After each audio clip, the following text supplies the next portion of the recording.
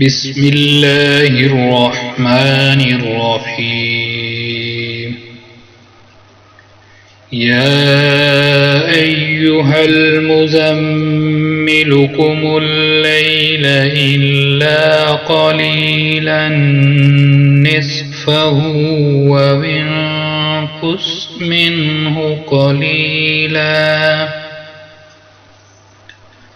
أو زد عليه ورتل القرآن ترتيلا إنا سنلقي عليك قولا ثقيلا إن ناشئة الليل هي أشد وطئا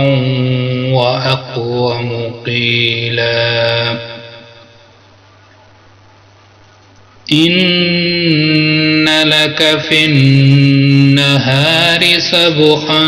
طويلا واذكر اسم ربك وتبتل إليه تبتيلا رب المشرق والمغرب لا إله إلا هو فاتخذه وكيلا واصبر على ما يقولون واهجرهم هجرا جميلا وذرني والمكذبين أولي النعمة ومهلهم قليلا إن لدينا أنكالا وجحيما وطعاما ذا غصة وعذابا أليما يوم ترجف الأرض والجبال وكانت الجبال كثيبا مهيلا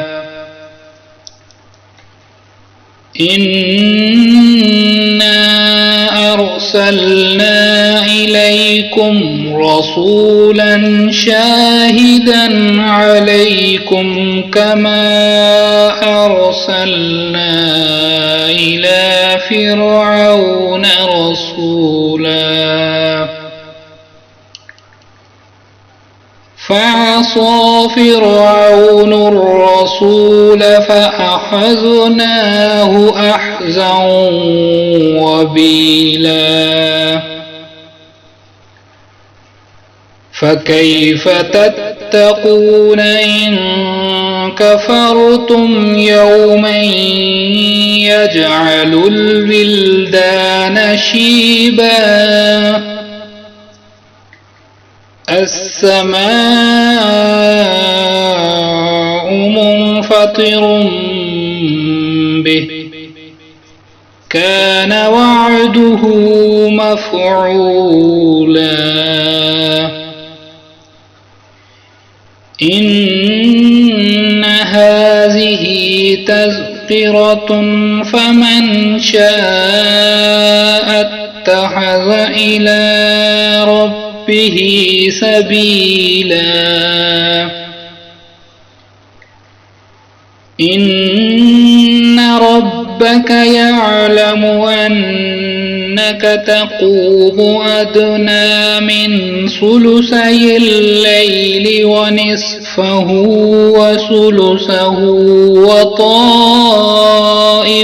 من الذين معك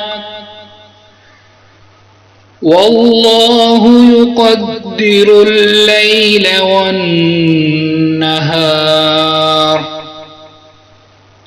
علم أن لن تحصوه فتاب عليكم فاقرؤوا ما تيسر من القرآن علم أن سيكون منكم مرضى وآخرون يضربون في الأرض يبتغون من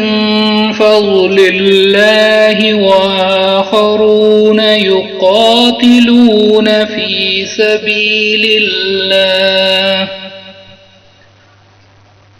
فاقرؤوا ما تيسر منه وأقيموا الصلاة وآتوا الزكاة وأقرضوا الله قرضا حسنا وما تقدموا لأنفسكم من خير تجدوه عند الله هو خيرا وأعظم أجرا واستغفروا الله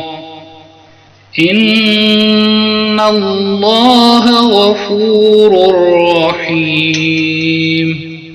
صدق الله العظيم.